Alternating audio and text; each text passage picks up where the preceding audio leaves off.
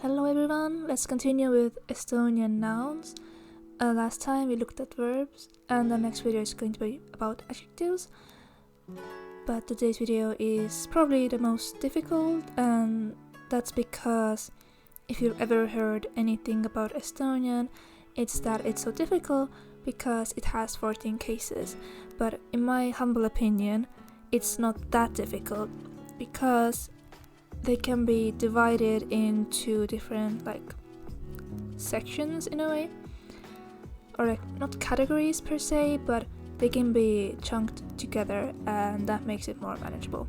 So the first three cases, nimetav, omastav, osastav, are the most important, I would say, especially the omastav, because if you know the omastav and you know the suffix or the letters you add at the end of a word, then you can form all the other cases as well. So when you're learning words in Estonian, just learn the first three cases, and that should be a lot more manageable than learning all 14. So the first block here, sisütlev, seesütlev, seesütlev, these group together because they all convey this meaning of going into something or being in something or coming out of something. And the next block is the same thing but with surfaces. Then we have the 10th sav. It is this, let's say it stands separately because the final four, rajav, olev, ilmaütlev, kaasütlev, these are grouped together because the suffixes are ni, na, ta, ga. And if you read it as a word, then it's ninadaga, which means behind the nose. So that's how we memorize the order of these cases. So yeah, let's look at all the cases one by one, a little bit more in depth. The first one is nimetav, the nominative case, and it is used for naming objects. Then we have the most important one, omastav, the genitive case, so this shows possession. For example, kasti did something, let's say the color of a box, kasti värv, color is värv. Then osastav, which is the partitive case, and this is really difficult to explain because nimetav is very similar to osastav, like in English if I were to explain it, but osastav I would say is like the object of an action. So it is more like directed, or if you have an option, for example, mahl, tee, vesi, and then you say ma tahan mahla, you don't say ma tahan mahl, you say ma tahan mahla. So moving on to the first block. So as I mentioned before, this is about movement into something or being in something or coming out of something. So sisütlev has the suffix sse, seesütlev has the suffix s, seesütlev has the suffix st. Kastisse, into a box, kastis, in a box, kastist, from a box. But sisütlev is a little bit different because we use it so often when we talk about where we are going. For example, I'm going to store, then you use sisütlev. But the problem here is that there is another form, or another case in a way, because we don't do adding sse, se is very long, so we usually use this shortened form to express this meaning of going into something. So it's a separate form you have to learn basically. And some words have it, some words don't have it. But it's good to be aware of the fact that it exists. For example, pood, which means store. So if I want to say that I'm going to store, I would say ma lähen poodi, because that's the short version of this sisütlev. And in Estonian it is, I believe it's called lühike sisütlev kääne, or lühike sisütlev. But the order of the cases follows the logic of going into, being in, and then leaving that place. And this is the same with the surface ones as well, because as you can see, alale ütlev, alal ütlev, alalt ütlev, the suffix is actually hidden in the name. Alale, alal, alalt. So kastile, onto a box, kastil, on a box, kastilt, from the top of the box. It is used for surfaces, but it is also used in a more metaphorical sense. For example, I would ask, like, who did you get that from? In Estonian, I would ask, kellelt sa selle said, so alalt ütlev. And when you're talking about countries in Estonian, then most likely when you're talking about like going there or being there or coming from a country, then if the name of the country has maa at the end, then you probably have to use, you most likely have to use these cases.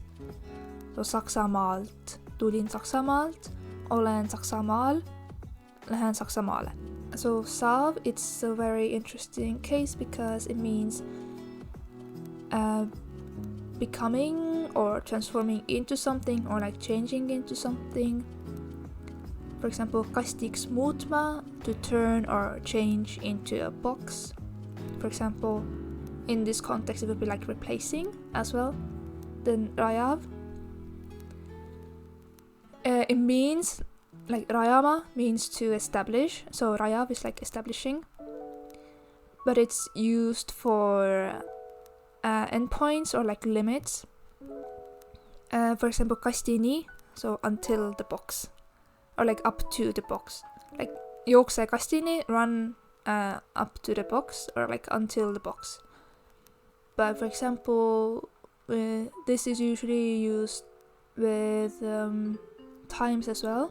So see kestab kella 6-ni, so it will last until 6 o'clock. And just a side note, if you want to express time, then use the like the starting point of time, then use the seest ütle. So kella 2-st kella 5-ni, for example, so from 2 to 5 o'clock. Then olev is very fun because it means like being something or being someone. Well, I think I might be wrong, but a lot of people, when they use this like at the beginning of the sentence, they kind of like want to sound important. So as a student, like as a student, I have this opinion, õpilasena. Or here I have kastina, so as a box. Then the ilma ütleb, and ilma means without. You add the ta, like kastita, but then it's up to you whether you use ilma kastita or just kastita. For example, tasuta, it means for free or like free in Estonian, but it's basically the same. Like tasu is like payment, so tasuta is like without payment, so it's free.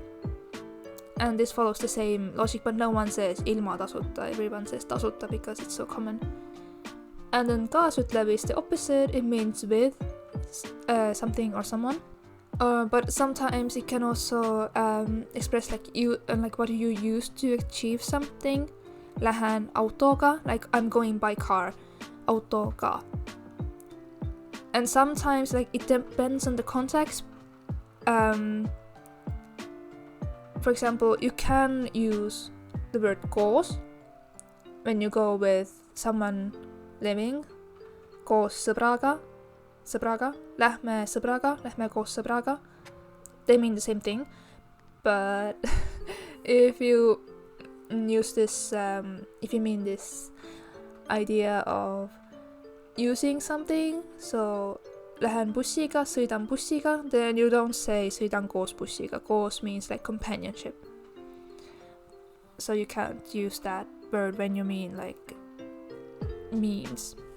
And then a very common mistake that I hear native speakers make is saying ilma, but then not changing the case to ilma ütlev, but they use it with kaasütlev.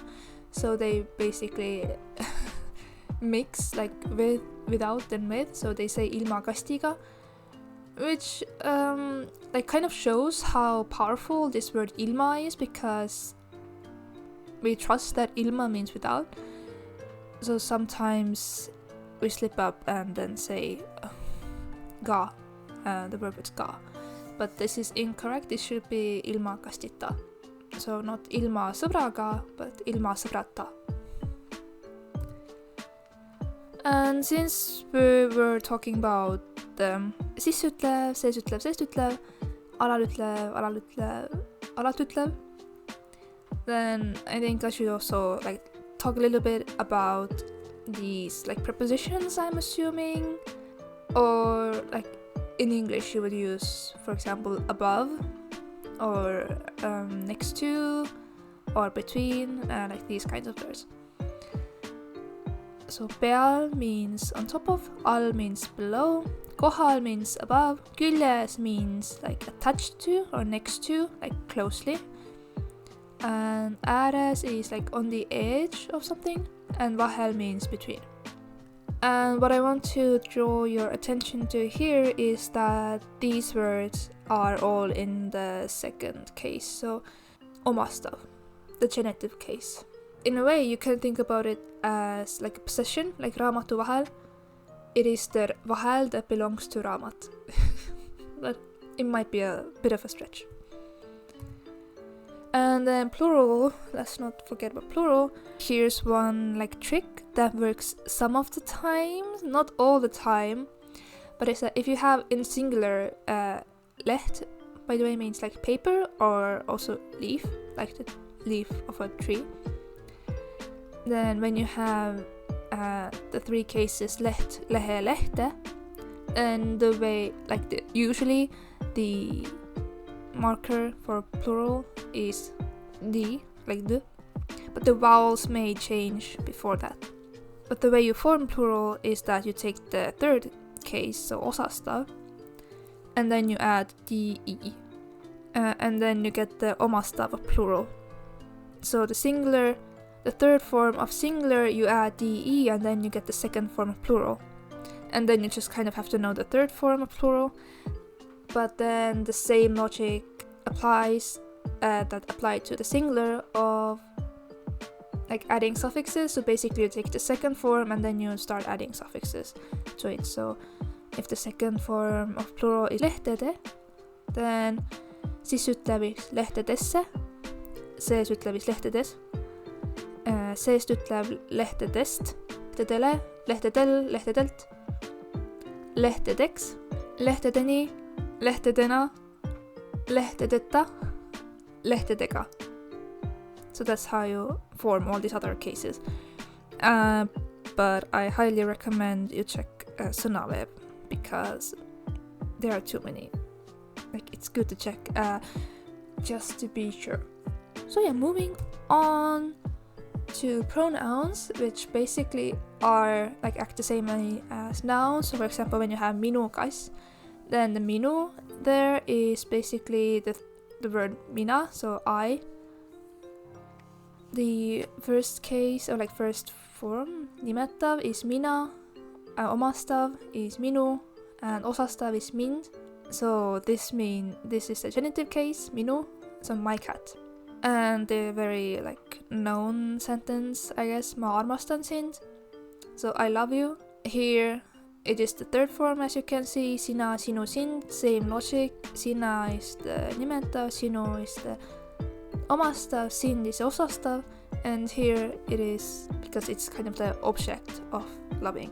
And finally, about pronunciation, because as you can see from the first example, kool, kooli, kooli, they look the same, but they sound a little bit different.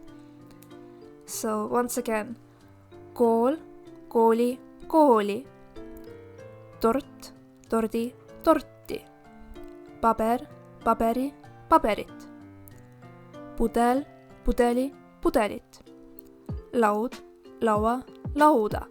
I'm hoping you picked up on the slight pronunciation difference. It is very difficult to explain this one because I did not understand this topic at school, and I've heard that some teachers skipped this topic altogether. But basically, to make it simple, in the example of kool, kooli, kooli, the third case the like stress, I would say, is on the first syllable. Like kooli, torti. Paber, paberi, paberit. Pudel, pudeli, pudelit.